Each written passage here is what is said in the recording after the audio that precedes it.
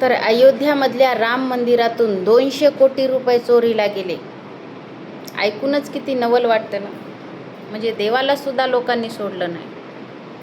आणि नवल तर हे आहे की देवालयातून मंदिरातून कसं काय चोरीला जाऊ शकते. जो देव सगळ्यांचा रक्षण करता आहे तो स्वतःच्या पैशाचं रक्षण करू शकत नाही.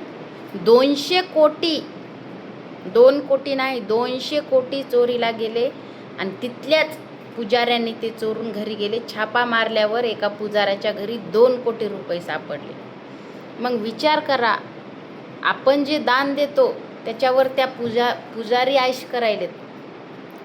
मग त्या मंदिरात दान देण्यापेक्षा मला आपल्या समाजातील लोकांना म्हणायचे, त्या पुजाऱ्यांची काहीच चूक नाही. त्यांचं पोट त्याच्यावरच चालतं.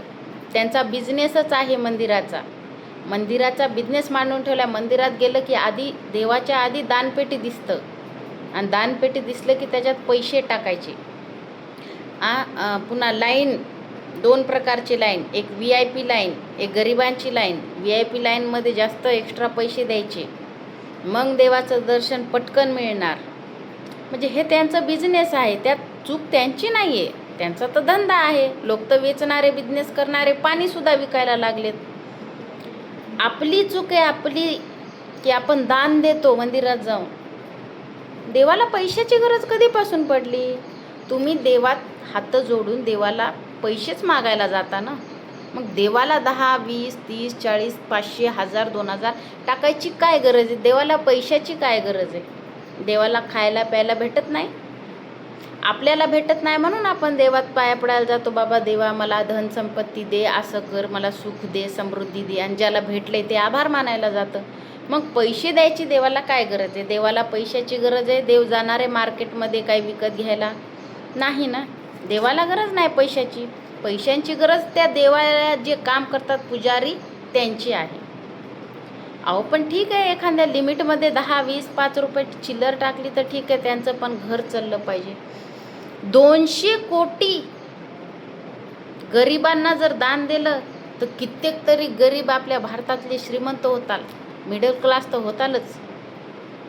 अहो त्यापेक्षा मला तुम्हाला म्हणायचे की मंदिरात दान देण्यापेक्षा तुम्ही हॉस्पिटलला जा. तिथं कित्येक तरी बेबस लाचार लोक मिळतील, जे हात जोडून देवाला प्रार्थना करत असतील, देवा पैशाचं कुठून तरी जोड लाव, इलाज होऊ दे माझ्या आईचा, माझ्या बहिणीचा, माझ्या बायकोचा, माझ्या लेकराचा.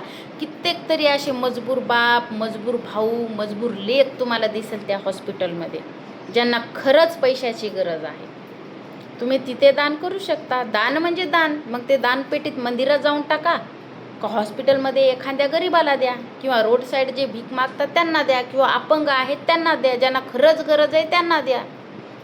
जे सुसाईड करायले, जे कर्जात बुडायले, तुम्हाला माहीत आहे की बाबा याची खूप हालत बेकार आहे, त्यांना द्या. ज्यांना 2 वेळचं जेवण भेटत नाही त्यांच्या घरी जाऊन दान द्या. एवढे ढेऱ्या काढून पुजाऱ्यांना दान द्यायची काय गरज आहे. मग चूक त्या पुजाऱ्यांची नाही, चूक राम मंदिराची नाही, चूक आपल्यासारख्या लोकांची आहे, जे आपण तिथे मंदिरात जाऊन दान देतो.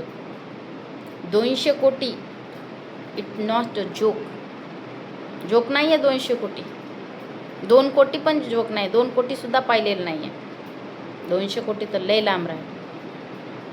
तर अशा मंदिरांना जे आपण दान करतो ते दान करणं बंद करा. त्यापेक्षा हॉस्पिटलमध्ये दान करा. त्यापेक्षा गरजू लोकांना दान करा, जे तुमच्या डोळ्यासमोर तुम्हाला दिसतात की बाबा हे खरंच गरजू आहे, याला 2 वेळचं जेवण मिळत नाही. पटत असलं तर लाईक करा आणि सबस्क्राईब करा.